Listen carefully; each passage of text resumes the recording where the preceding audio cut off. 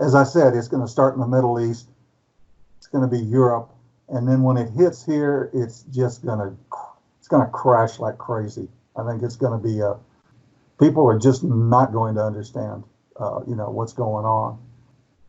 If I being here in Texas isn't so bad, because I think even when it's really bad, we're going to have some nice summers here. Okay, we're going to be able to grow food in the summer. But 35, 40 degrees north of here, I'm not so sure. But we still have a variety of foods that can be grown here in the States.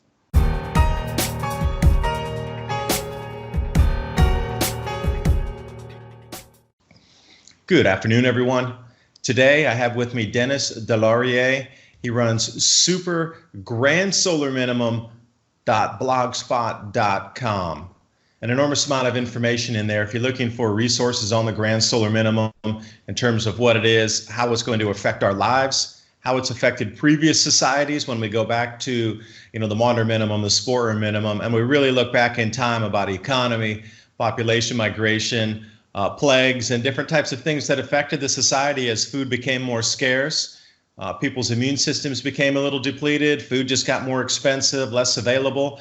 We're looking at some of the same scenarios playing out, but we have better shipping now, better interconnectivity, global logistics, which they didn't have at any of these previous Grand Solar Minimums. But Dennis's website is a wealth of information.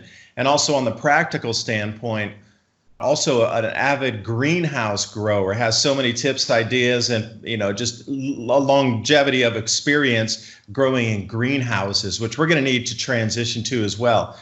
So Dennis, I appreciate you joining me. Thanks.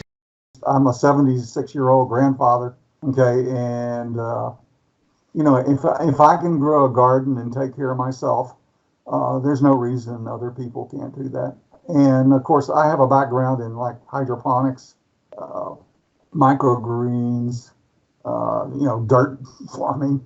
I've got a horse ranch across the way that I get all my horse manure from. So I don't know. That's what I'm trying to get people to wake up, and it's for their sake. It's not about me. I know all this stuff. I could just go off somewhere and then don't even bother about anybody else. But I really do want people to wake up and think and start thinking about community and thinking about what some of the wonderful things and opportunities that people are going to have during the Grand Solar Minimum. I don't know. That's kind of where I'm coming from anyway. Yeah, and when you talked about safe zones in the Middle East there, Tunisia is going to be a great spot to be, but your lifestyle changed. You're not going to be able to have access to alcohol there. You're going over into the Middle East. Sure, it's a stable grow zone. Sure, the temperatures will be warmer and things will stay stable for much longer. There'll be bountiful crops because they're going to start to get double seasons due to increasing rainfall. But again, do you know French? Do you know Arabic? Do you know the customs? Are you able to live without alcohol? And there's a lot of things to contend with, are you adaptable? What's your risk assessment? There's so many problems now, fictitiously made up to try to divide us further. I traveled through the Middle East when I was younger. That was one of the most spectacular, stunning, amazing, friendly, wonderful parts of the world that I went through. Never had a problem. And this is in the early 90s, before all this fake after 9/11 things have arisen. And, people are people, and very welcoming, warm, and I had a great time all through Egypt, Jordan, Turkey, and not a problem. But now if I go back to those same things, just because of these fictitious problems between us, there might be a problem. So again, what's your risk assessment moving? Would you move to Morocco? Again, Morocco, you think about the civilization's been thriving there for 4,000 years. So Middle East is going to be a great spot to be, especially in the Northern African areas. But how able are you to, blend in there and accept their norms? Not you rocking in there, go, you have to live like me now. No. It's complete opposite. You have to drop everything and blend into their culture. And then where else do you see is like South Africa's going offline. I just got some real good information off AgriWeb, and I do a couple newsletters for wheat and a couple other pricing, like you're talking about pricing platforms out there, and they're talking about the reduction in South African corn already, creating a huge. They're not able to get into the ground down in South Africa right now either.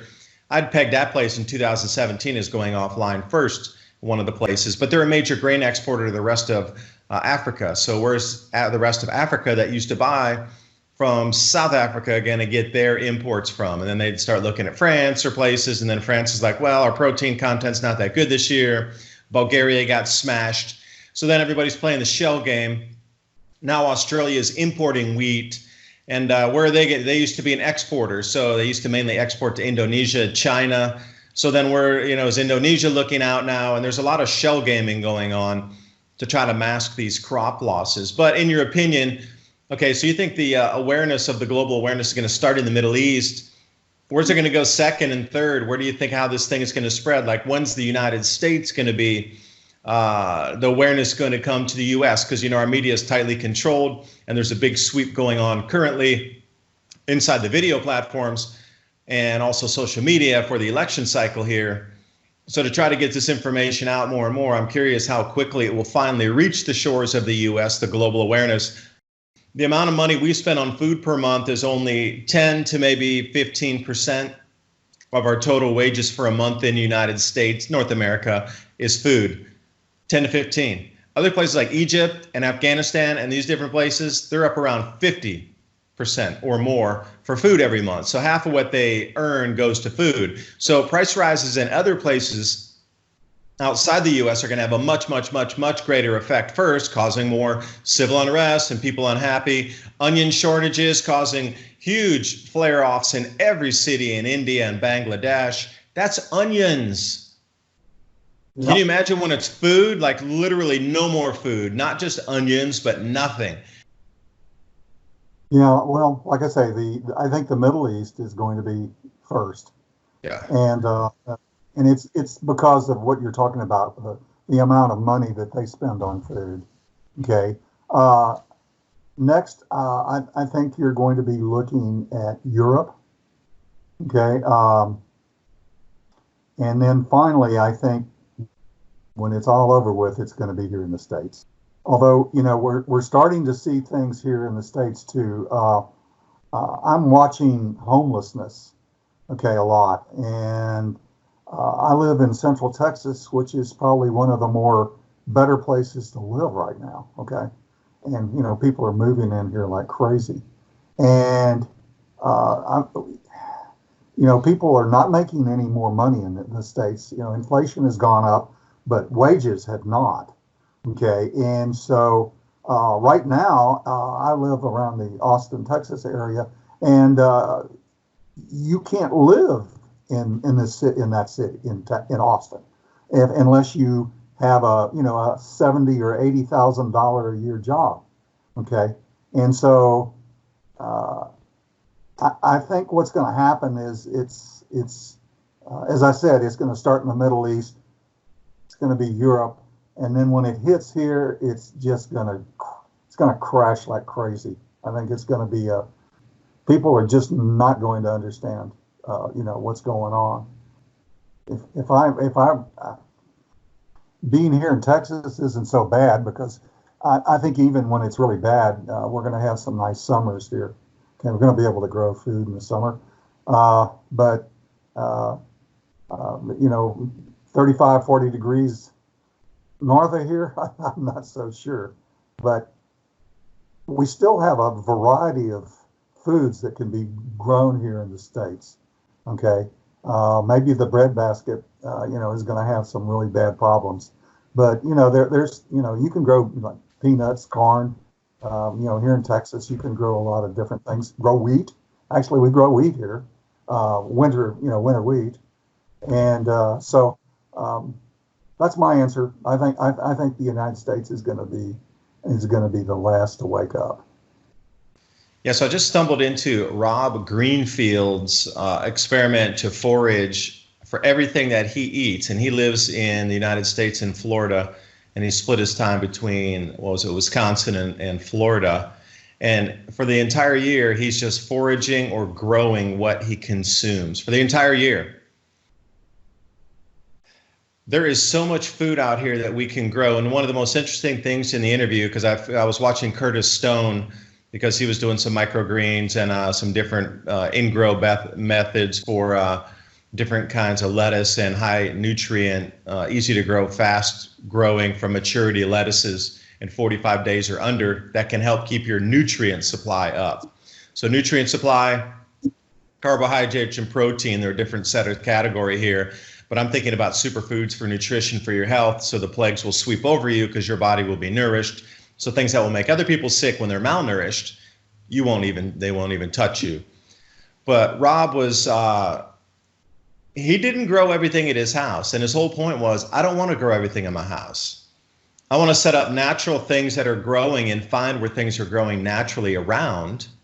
And, all these squash were growing in one place. And he's like, yeah, just cleaned it out a little bit better. And look at all the squash. I got like 800 pounds of squash growing just in an abandoned field over here. That's not even my house. And then he went to another place where there were a bunch of these super giant cassava, sweet potatoes at another place. He was finding, grapefruits and star fruit and thing growing around within a couple, 2-3 miles of his house.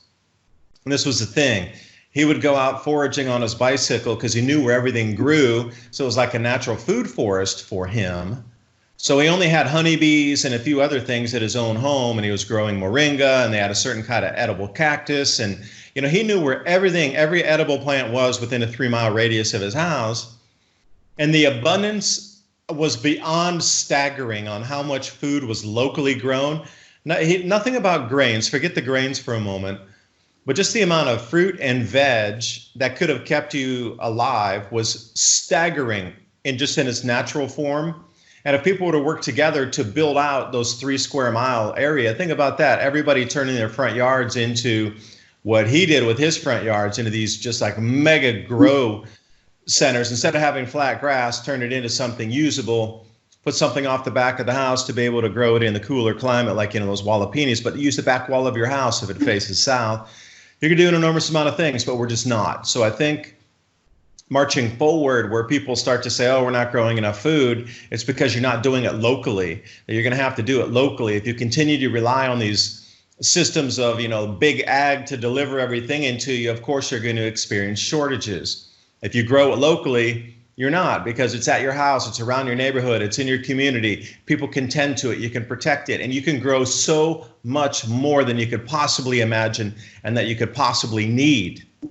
And one last caveat, which was the most fascinating thing. I watched just an hour and a half. He goes into the whole thing. Rob Greenfield. He was saying that in Florida, it was going into the summer where it was getting too hot, and he's like, I would rather go up to Wisconsin where his original hometown was.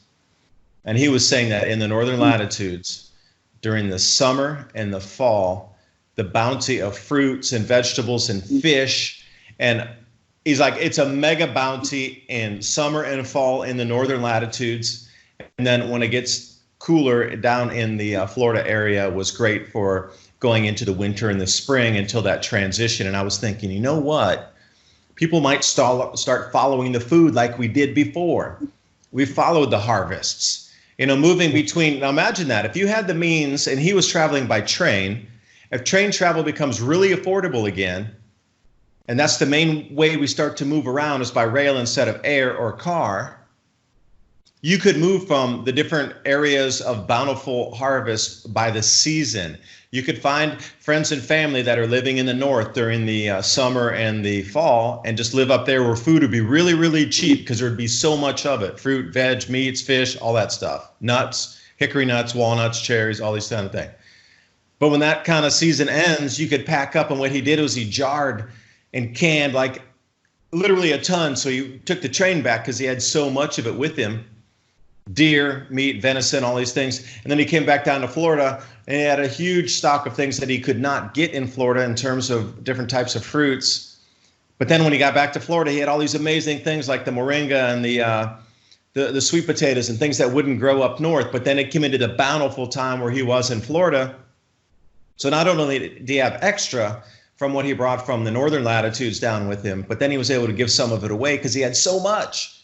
And this is one guy This whole thing about scarcity needs to go away. We just need to think differently about food and the way to cultivate food locally, and then supplement what we can't get from big ag, from maybe the grain growing areas, or maybe a local farmer who's doing 40 acres or 100 acres with their own tractors. Who's doing local grain production on 100 or 200 acres that's not in the big ag machine that you can go up to and buy multiple tons of grain straight from the farmer. That, those 4 acres over there, those are mine. I'll buy all your, I'll prepay for you. Yeah, that's amazing, isn't it? Yeah, I can remember many years ago, we used to go to North Dakota. I had my family there, and it was amazing the foods that were there that weren't here. Okay, back here in Texas, and fruit trees and plums and just all kinds of things. And but that's kind of what I've been pushing.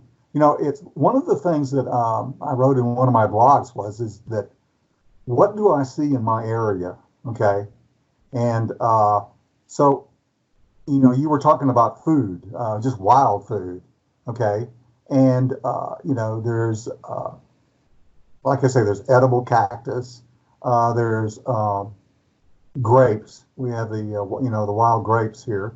You could start a wine business if you wanted. Okay. Or you could make jelly or whatever. Okay. And my wife does that every year. She makes jelly, and my father-in-law, he's no longer alive, he used to make wine all the time with wild grapes. So, I walk around, I see wild plum trees, I see, lakes, there's some fish, and then there's the people that live in my neighborhood, okay? Some have cattle, some have horses. Horses are a good source of, horse manure for your garden. I use just tons of it. I have a guy that brings in a large trailer of that every 2 weeks. Okay. And so, eventually the 5.5 acres we have here is just going to be one big garden. Okay. From all that. So, and then, like I said, I'm pushing this, that we're going to have to get together into groups and do things. Okay. And you can, there was one guy on my blog, he made a comment about Indians. Okay, why did Indians in the United States do so well? Okay, well they were tribes, right? And that's how they survived. Okay, they had a big large group that and they were watching their backs. Okay, and one of the comments was, why was it that Europeans actually joined tribes, but it was never the other way? No Indian would ever want to be like a European. It's just, it's everyone for himself. Where in a tribe, it's a community thing, and I think we're going to have to go that way. If you go back to the the Little Ice Age in that period, and you probably know this better than I do, that the people, the groups that did the best and survived all that were groups. And it could have been like in a church group. It could have been a small city. It could be a group of farmers. It could have just been whoever. Okay, and this kind of a social arrangement is much more. It's safer. You have security. You have people that know how to do different things. You have people that know, for instance, my wife's, I think one of her grandmothers was a herbalist. Okay, that sort of thing. Okay, well, that's what you would find in a group. If you got enough people, you're going to find somebody that knows a little about just about everything. And when you come together as a group, you have much more security. So that's why I think there's all kinds of crazy, wonderful opportunities for what's going to take place in the next few years. But people are just going to have to wake up, and if they don't wake up, it's not going to be very good. So anyway, I don't know like I say, there is so many ways to grow food. It's astronomical, the different methods and ways to grow things. One of the things I like, um, for instance, this year I did a Ruth Stout garden, and essentially it's just a bunch of compost and you throw some hay on top of it. Well, I took my seed potatoes, peeled back the hay, just threw the seed potatoes down on the ground, dumped the hay back over them, and I waited until July. Okay, and I had a phenomenal crop of potatoes. Okay, and there's all kinds of things that you can, like root crops, you can just leave them in the ground. I know when the Soviet Union collapsed, okay, that was one of the things that people had available out in the field for potatoes. Okay, and it can be freezing outside, but you can take a shovel and get your potatoes. So there's all kinds of things. Like I say, I do. One of my favorite have always been grow bags. Okay, microgreens. What I like microgreens for are the health benefits. Okay, and that's something you're gonna have because, like you say, it's going to be wet, it's going to be damp, it's going to be cold, and you're going to not be healthy. Okay, in that kind of environment. So yeah, water, food. If you don't have it, then you've got some problems. Yeah, now the Native American Indians, another thing that they really were adept at was creating food forests to walk through generation after generation. So, one of the things they talk about the accounts of, they would find a blueberry bush growing, but there'd be some other non-edible vegetation around it. And they're like, oh, the blueberry bush chose itself to live right here because it's the best spot for it. Let's just clear the other brush around so it can expand. And then the next year would be like 4x bigger, and then they would do it again. It'd be 8x bigger the second year. But think about generations, plural. The accounts of, what I was reading of people, of the explorers that first came over here, they walked through and just picked. Nobody grew. They grew a little bit. It was very much like Rob's thing. They grew a little bit around right directly in the village what they needed, like medicinal plants and different things that just didn't grow that right. They had very little growing that they actually ate right next to their house. The rest of it was the forest that they'd cultivated over 300, 400, 500 years to make it a natural, forest. And what gets me is there should be community fruit trees everywhere. I don't get why cities keep putting in ornamental plants when we should be putting in food plants anywhere. Maybe not along the roads exactly, because I know fruit can drop off and that could be detrimental for bicycle riders, motorcyclists, or people in a car. A big grapefruit comes down and hits you on the windshield, that would startle or maybe break the glass. But how about in parks? Why are not every single park, community park, completely covered in fruit trees for all of us to use as community gardens? This is another solution we're going to have to move to. Perhaps we could start lobbying the local councils to put in fruit trees. Or why don't you go plant fruit trees yourself in your own areas that you think they might be, because nobody's going to really stop you from planting a tree. I would just go, global warming, I'm planting trees. They really can't say much about that. CO2, I need to plant trees. But are the fruit trees? Because it only take a couple years before they start bearing fruit. And even during grand solar minimums, we still have fruit trees growing today because all those fruit trees during the 1600s, the 1400s, 800 AD, 2000 years ago, whatever, they're still here because they have adapted to the really cold conditions and they can still, grow. Even though it's cold, when it comes to summer, they're going to produce fruit. That's what you want. And those of you with private jets, every mile you fly, you have to sponsor a fruit tree being planted in a community garden for a community fruit tree. Yeah. Well, I'll tell you, it was, you're talking about fruit and things. When I was a child, I used to go up to South Dakota to my grandparents, and they lived in a real small little town, with small houses, and, they went down the street and they had one church in the place and everything. But everybody in the town grew fruit trees in their front yard. Okay, so you could walk down the street and on the sidewalk, and you could pick fruit, 10, 20 homes. And it was, apples and plums and things like that. And that was amazing to me as a kid because I always thought, wow, free fruit, So, and and then my cousin, his dad had a farm, and it had fruit trees all over the place too. They had so much fruit they didn't know what to do with it all, like you were talking about. The other thing is that the farm here, where I live, is we can grow fruit like crazy and berries, okay, and grapes, all that sort of thing grows here, and uh, and like I say, my wife puts it up. She makes jellies and and things like that, and then a lot of the things that we grow here, I have a dehydrator, so I dehydrate some of my vegetables, and put them in jars, and so it's so easy to grow food.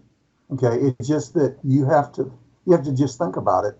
You were talking about growing things. Well, if you got 10 families together and you found some property somewhere, or someone in that family had some property, and you just all got together and started growing, you wouldn't have to go to the grocery store for your vegetables.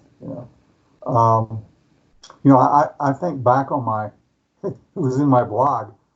70 years ago, I learned how to grow a garden by watching my grandparents take a shovel and start a garden. Okay? That was my training. That's how I learned how to make a grow in a garden. Okay, I just watched my grandparents and had a shovel, and they, and my grandparents always had a pig or two. They always had chickens. They always had a vegetable garden.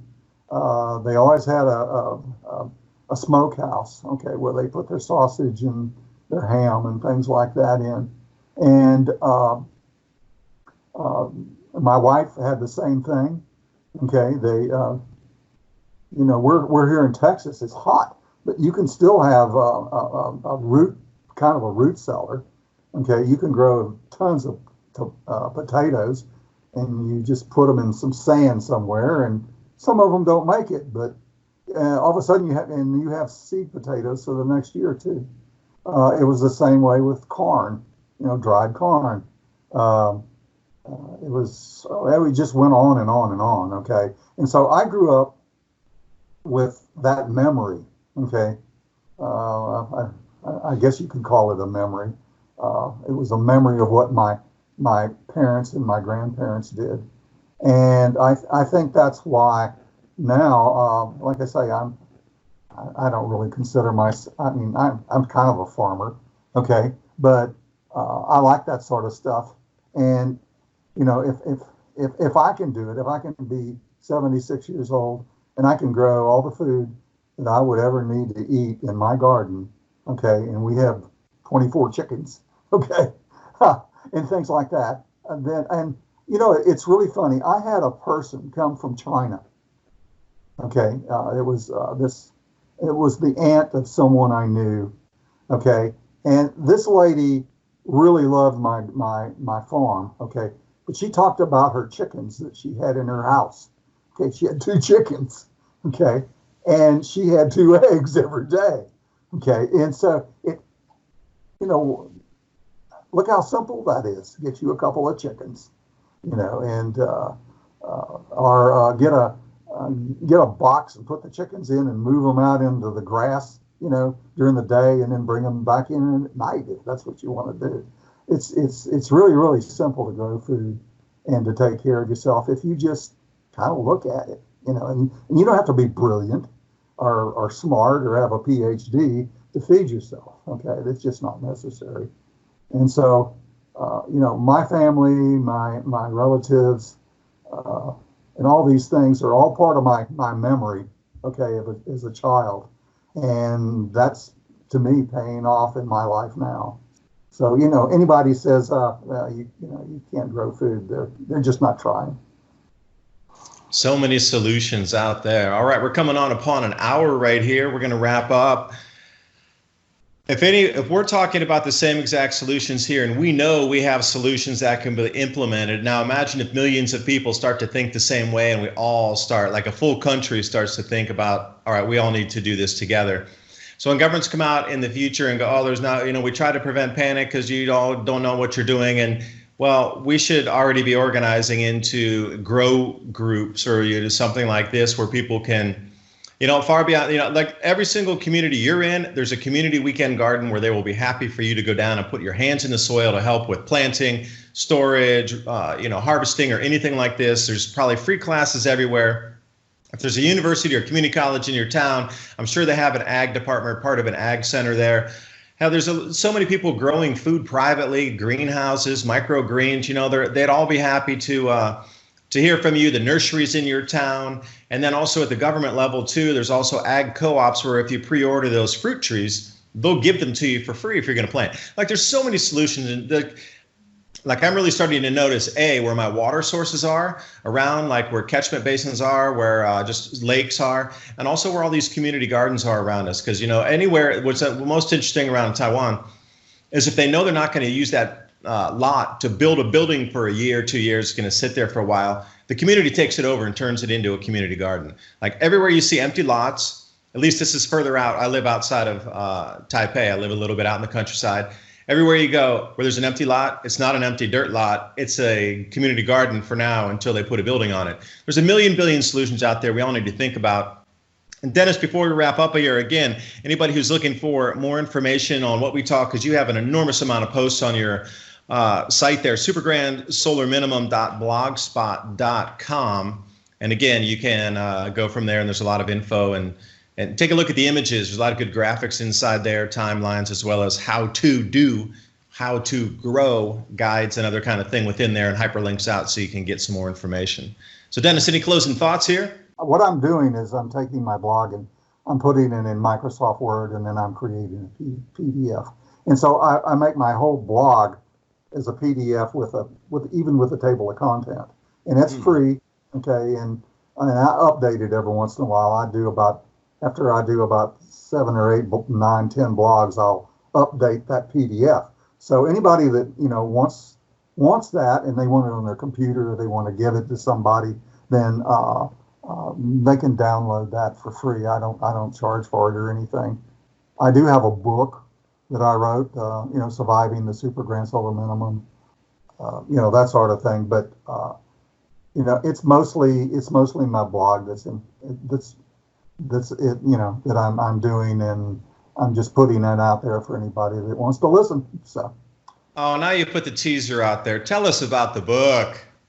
I wrote a book about the super. I call it the Super Grand Solar Minimum. I do that on purpose because why I called it the Super Grand Solar Minimum had to deal with Professor Valentina Zarkova, and that was that all of the magnetic fields on the sun are going out of phase. Okay, and so it's a double whammy, so to speak.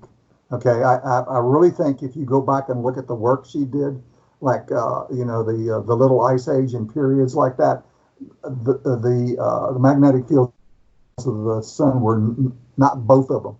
Okay, in the north and the south part of the sun weren't going out of phase.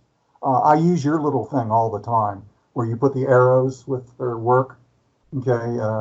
I'm staying with that timeline. That's fitting perfectly for where we're going. So remember, there's a 9-month delay or so. I'm going to say between 9 months and a year delay. So what you're seeing on that chart is it widens out for 2018 is really where we are in 2019. So then you need to look at the widening for 2020 in the widening of 2019. Remember, there's a little delay factor. I almost should have done a different color coding chart on where the real numbers were with the delay. Maybe that's a good idea. I should do that so you could really follow it.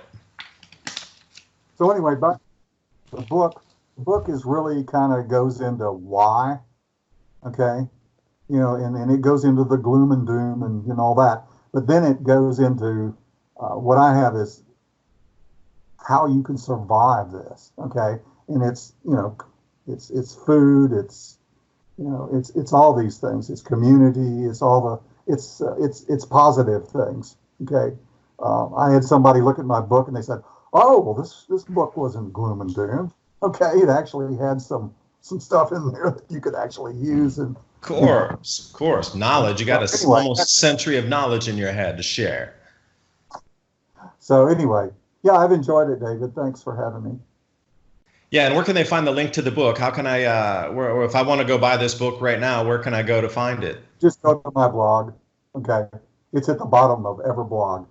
Okay, I have a URL there. I think it's PayHip, is it? I think that's where I PayHip, have that's it. right. Yeah, that's a good one. That's the one we're using for self-publishing too. It's just really easy to go there, click. You can use PayPal. There's a lot of different payment methods, and it's delivered directly to you in seconds after you order. So I'll also feature that. I'll put the link for that in the description box below to make sure everybody can find it really succinctly, really quickly.